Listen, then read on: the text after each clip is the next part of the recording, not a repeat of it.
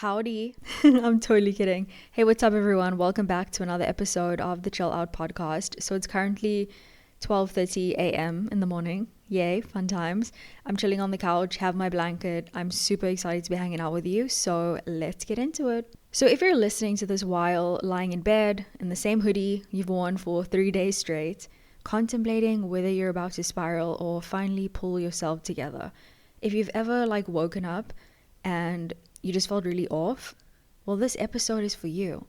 Not in a dramatic way, just that quiet disconnect where you know something's off, but you also can't quite name it. Maybe your energy's been low, maybe you haven't been feeling like yourself, maybe life just feels a little bit more heavier or messier than usual, and you're just tired of pretending you're fine. I've been there, and I think that we all go through seasons like this where our routines feel a bit disconnected or our minds just feel a little bit noisy, and the version of ourselves that we want to be just feels so far out of reach. But instead of spiraling, I've been learning to ask myself one gentle grounding question, which is, what do I need to do to feel like myself again? Not the best version of me, not the Pinterest perfect version, just me, the version that feels calm and clear and connected. So in today's episode, we're talking about what it actually looks like to keep your shit together from a mental health perspective. Not a hustle mindset, not a fix yourself energy, just real, simple habits that can help regulate your nervous system, bring you back to center, and help you feel a little bit more grounded and a lot more like you. It's easy to get caught up in chasing distractions, things that look exciting in the moment but leave you feeling empty after. The quick dopamine hits, the mindless scrolling, the plans you said yes to avoid being alone with your thoughts. But at the same time, you have to ask yourself, is this actually what I want? Or am I just avoiding what I know I'm meant to be doing? Chasing your passions isn't always loud or glamorous. Sometimes it's quiet and uncomfortable and uncertain.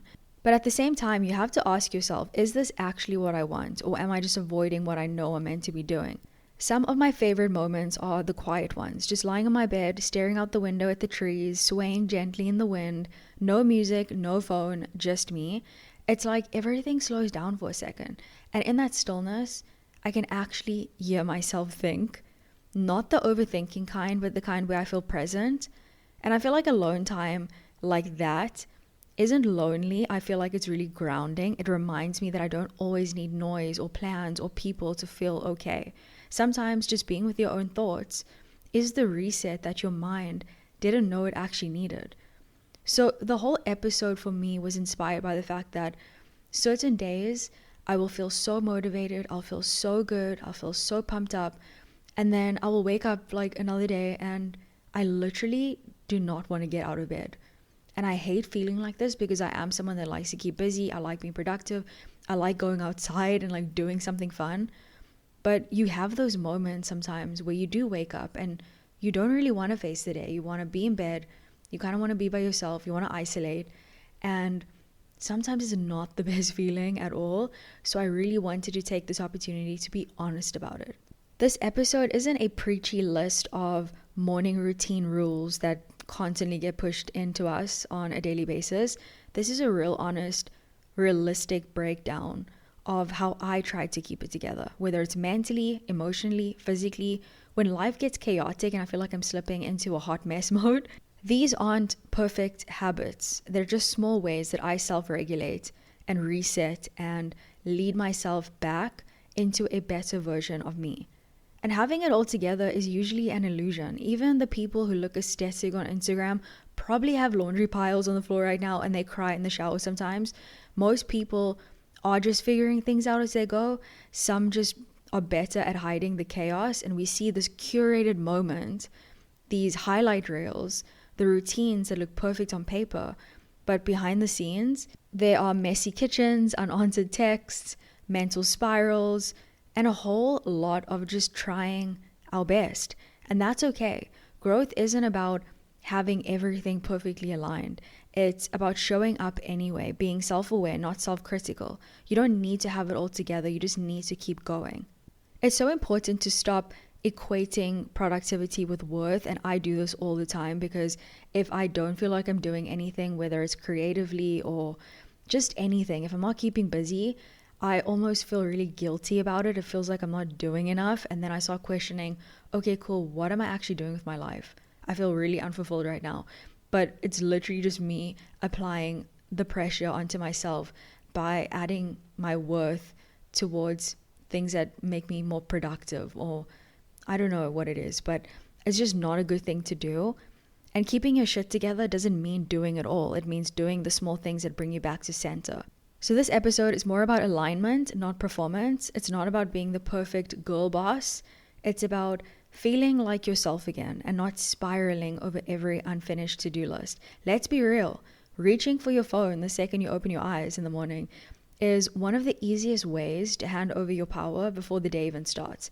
And the reason why I bring this up is because, sure, it's something that every person speaks about. When you wake up, don't check your phone as soon as you wake up. It's not good for you. It's all the blue light and all of that. But why it really matters is because your brain is soft and very impressionable first thing in the morning. What you consume does set the emotional tone for your whole day. When you check socials or emails or texts immediately, you're instantly reacting instead of actually creating or being intentional about your day. So try this instead, okay? This is more of a realistic version. Leave your phone on airplane mode for the first 30 minutes or on silent.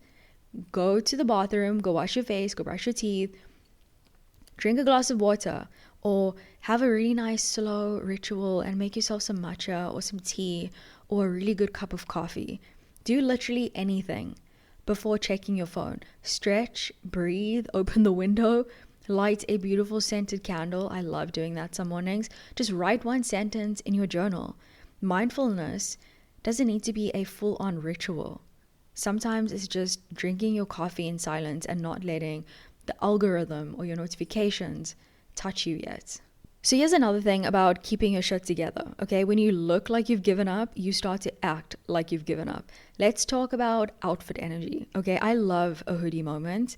I love wearing one like literally every day, especially in winter, because it's the easiest thing to wear and it's so comfortable.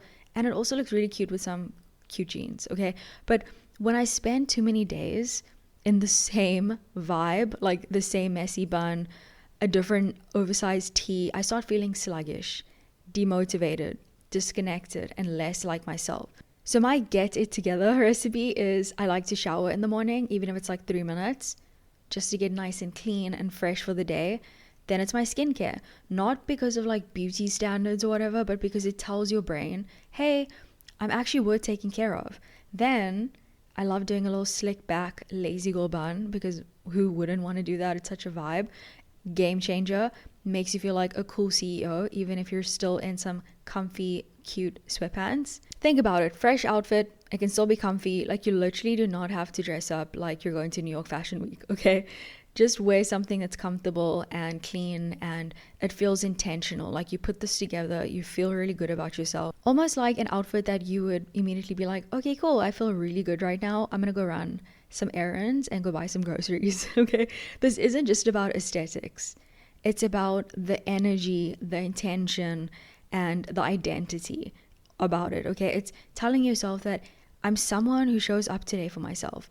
When your apartment, for example, like I'm someone that works from home, so when I'm getting cabin fever, it feels like the walls are closing in, I like to change my scenery. So I like to go to a coffee shop at least once a week for like an hour or two, and I'm sort of surrounded by other people who are working, which weirdly holds you accountable. It sort of like breaks up the monotonous aspect of working in the same space every single day. So new sounds, new smells, new visuals means fresh mental stimulation. It doesn't have to be fancy, just a different location where you can sort of romanticize your day a little bit, okay? Bring your laptop, your notebook, a really cool book, whatever makes you feel like you're in your element and you're motivated. So this is one of my non-negotiable resets that I like to do once a week. And it's something that I started doing because I felt like things were becoming a little bit stagnant for me, okay? And when things become like that, I tend to get a little bit bored and demotivated and not like myself, so I need to switch things up. So what I'll do is I'll wake up really early, not 5 a.m., okay? Especially not in winter, maybe 6 a.m. So I will go to the beach, drive down with my music on, windows cracked. I'll go for a nice long walk, no phone, or at least no music for the first few minutes. But I'll go grab a matcha afterwards from my favorite coffee shop down the road. I'll then journal for a little bit, and then I'll start my work day. So once I open up my laptop, I'm sitting at my desk, I feel more fresh and I feel good, and I have some mental clarity that I gain from actually doing something different and doing something that I actually enjoy. It almost made me feel like I'm not just surviving, I'm still taking the time to enjoy life. It's like my way of checking in with myself, or stepping out of the noise and into more clarity. And to be honest, it makes everything I do afterwards feel so much more intentional. My brain thrives in controlled chaos. I do not know why I'm like this. So I structure my day to make room for energy without letting it derail me. So here's how I actually get things done. I work in a 3-hour focus block section, whatever you want to call it, with 15-minute breaks. Because if I don't give my brain some structure, it will absolutely betray me. So I write everything down physically, because if I don't, it's gone. I will literally forget it, like fully erased from my existence. I'm not even joking with you. I use time blocking, not because I'm super organized, but because decision fatigue is real, and I will spiral if I don't give my day a plan. Like, I'm a planner, and my planner, not cute. Okay, scribbles, crossed out chaos, a few coffee stains, which is so gross, but it happens. But it works because it's mine. And yes, my to-do list is basically a dopamine machine. Every time I tick something off, I feel like I can run a company. I'm not even kidding. It's not about being obsessive. It's about creating momentum, having something to work towards, having structure, and giving my overactive brain something to high five about. When you're online constantly, you start to live in your head a lot, especially when you're constantly doom scrolling. Everything becomes a loop. What to post, what they're doing, how you compare, what you should be doing. It's like your brain never gets to just be. You're consuming so much that you forget to actually check in with yourself. You stop noticing how you actually feel because you're too busy watching everyone else live their lives in like a little curated square. Sometimes the most healing and powerful thing you can do is just log off, go touch some grass, stare at the sky, and remember that there's a whole world outside of your screen. One where no one is watching and you can just sort of exist in your most authentic space. And I think that's why I'm slowly starting to be more aware of how I'm feeling and understand myself so much better, because I haven't used my personal Instagram account in like 3 months. And I think it was one of the most positive decisions I could have made for myself. I wouldn't have been able to do it a few years ago, but I feel like I'm just in a place right now where I really want to take care of my mind and my mental health and not focus on being constantly on all the time and subconsciously comparing myself and making myself feel like shit. It's honestly just not worth it, and it only holds me back, and I don't want to be held back, okay, especially if I'm doing it. So that was something that I had to cut out of my life. I don't know how long I'm going to be off it, but I'm kind of vibing with it right now, okay? I'm actually able to be in the moment and live my life and do what I want to do instead of being influenced by, oh, maybe I should be wearing that, or oh, why am I not going there? Their lives look so amazing. Like, no, I do not want to live my life like that, and neither should you. You should live life on your own terms and do things that make you happy. Wow, that was a lot, but hopefully you guys get what I'm trying to communicate. I just find that once I kind of disconnected from that whole world of like that aspect of social media, my mind was just able to kind of reset and start reminding me of what's actually important.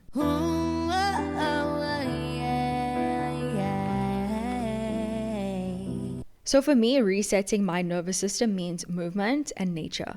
So beach walks, yoga, lying in the sun, eyes closed, journaling with no plan, sitting in silence with like a beautiful scented candle and like a really nice calming playlist.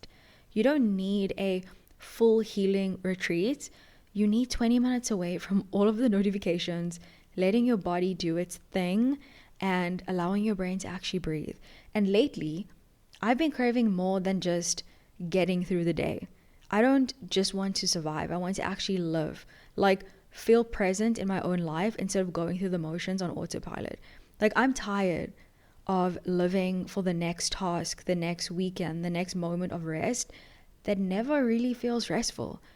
So I want slow mornings sometimes that feel intentional, that are full of laughter, like if I'm watching something funny or listening to something funny, that doesn't feel forced, and actually having a space to breathe without having guilt. I want to look back and know that I didn't just check boxes, I actually felt things, connected, grounded, felt alive, because survival is necessary, but living, that's like the whole point. Art has been this quiet, powerful way for me to express things that I can't put into words.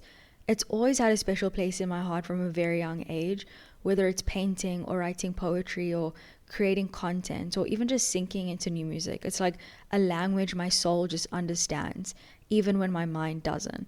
And right now, I'm really vibing with Machine Blue. Like, it's literally on repeat. And it's like the emotions I didn't know how to say are just like unfolding in the melodies. It's wild how art can hold the messy and complicated parts of us without judgment. And sometimes it's not about creating something perfect, it's about feeling something real. And honestly, that kind of expression has saved me more times than I can count. For me, screens in general make my anxiety spike, like heart racing, mind overthinking, can't breathe kind of spike. And the wild part is, half of the time, I don't even realize it's happening until I finally step away.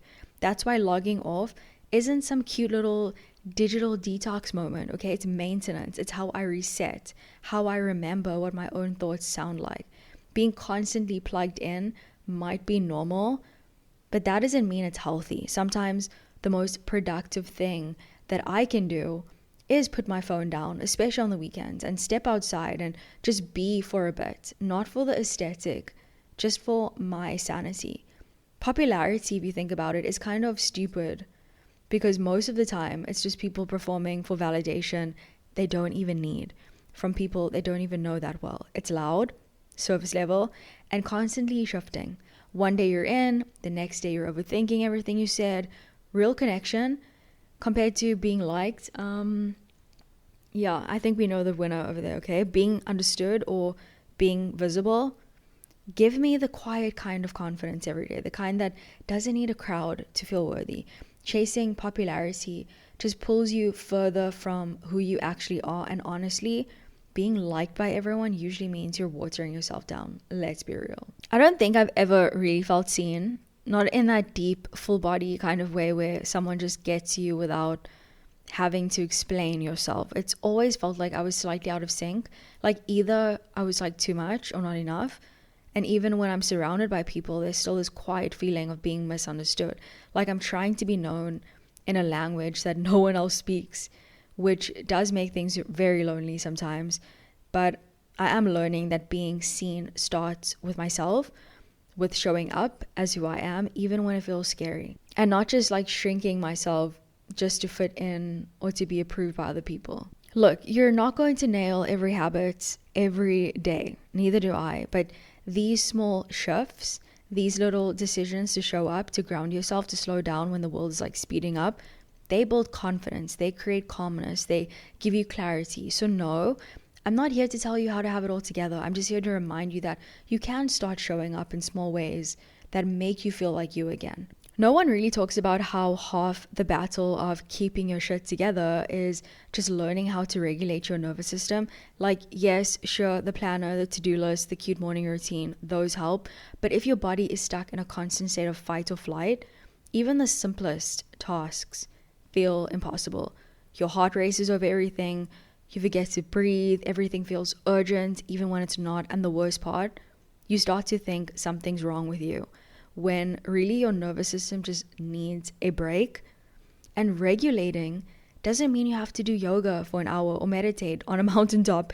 It can look like just stepping outside and letting the sun hit your face, putting your phone down and taking 5 deep breaths, moving your body, drinking water, saying more no's to things that drain you and not feeling guilt about it, giving yourself permission to pause, because the more that you give your body cues that it's safe, the easier it is to focus and make decisions and actually show up for yourself. Nervous system regulation isn't a luxury, it's the foundation for functioning and keeping things together in your inner world, especially when life feels like a lot. And honestly, it's one of the most powerful things you can learn to do for yourself. So I would recommend doing more research on it if you are feeling a little bit out of balance right now. One of the most important parts of growing, whether in relationships or work or just life in general, is learning to understand yourself well enough to spot your own patterns. It's so easy to get caught up in the same cycles without even realizing it, or reacting the same way, making the same mistakes, or failing into habits that don't serve you. But when you start to recognize those patterns, when you become aware of how you respond to stress, or what triggers you, or why you might push people away, it gives you a chance to change the narrative. It's not about beating yourself up for past behaviors, but it's more about like creating space to choose differently moving forward. And awareness, I don't know, sometimes I feel like I'm a little bit too self-aware, and that can not be a good thing too, but it's such a powerful thing because it's the first step to actually breaking free. You can't change what you don't see, but once you do, you hold the power to stop repeating those patterns. And that's where real growth actually happens, when you're not just like living on autopilot, but actively steering your own journey. So if you're still here, thank you for listening. I hope this episode reminded you that you don't need to overhaul your entire life to feel better. You don't need to have a 5-step morning routine or a perfectly curated Pinterest board. You just need a few small, meaningful habits, ones that help you feel more calm, more at ease, and more connected to yourself again. Whether it's turning your phone off for the first 30 minutes of your day, or taking a walk with no agenda, or sitting on your couch with a matcha and your journal, that counts too. You're not behind. You are not broken. You're just in a season that's asking you to slow down and realign. And the fact that you're showing up and actually trying, and the fact that you're listening to this episode, it means that even in the quiet ways, what you are currently doing is already enough. So give yourself credit, give yourself space, and most importantly, give yourself some grace. Okay, you're allowed to be a work in progress and still show up for yourself in those smaller, meaningful ways. Some days, getting out of the bed feels like the hardest thing in the world. Like the weight of everything pressing down, and the thought of facing the day feels honestly unbearable. And on those mornings, it's okay to acknowledge how hard it is. You don't have to pretend that you're fine or that you have it all together. But here's the thing, showing up for yourself doesn't mean being perfect. It just means doing the smallest thing you can manage, even if it's just like sitting up, taking a few breaths, or opening the blinds or the curtains to like let the light in. Sometimes picking yourself up again looks like choosing one tiny act of self-care, whether that is having a glass of water with lemon, or a moment outside just to take a few deep breaths, or doing a little yoga session, okay, on your lounge floor, whatever, making yourself a really good cup of coffee, listening to your favorite song on repeat for a few minutes. Those small acts, they actually build on each other, even if it feels slow or messy or weird. And when you keep showing up, even in the struggle, you're telling yourself that you matter and that your mental health matters. That type of healing isn't linear, but you're still moving forward. So keep holding space for yourself, especially on the tough days. You're way more resilient than you think, and every effort counts. You're doing way better than you think you are. Like, please believe me on that. Take what you need from this episode, leave what you don't. Obviously, take my little habits if they are relevant to your life, or if they help you in some way, take them on. If they don't, that's fine too. And if this helped you at all, maybe send it to someone else that you know who may be feeling a little bit out of sync lately. And yeah, just show them some love. Certain days, like I mentioned, I don't even want to get out of bed. I will lay there. It'll feel so comfortable and so cozy and so safe. And I just don't have the energy to get up and start my day. And everything just feels just unbearable and honestly really hard. And something that I like to do is I just like to check in with myself and be like, okay, cool. What do you need today? What is one thing that I can do for myself that's going to make me feel a little bit better? That's going to just push me to just keep going for this day. Because I know I can do it. I just need to do something for myself. So a few things really quickly is I get up and I shower. I will come and sit down on the couch. I will read like 2-3 pages of one of my books, and I'll go grab a matcha or a smoothie. And that is like my little treat. That's my little motivation to be like, let's start the day. We're doing this. So it's just all about those simple habits that you can kind of use to motivate yourself again. And if you are having those days where you don't feel like getting out of bed and just life is lifing, just try and be kind to yourself and ask yourself, what do you really need today to just keep going? So thank you guys so much for hanging out with me. As always, I love hanging out with you. I hope you have an amazing week. I love you. Ciao.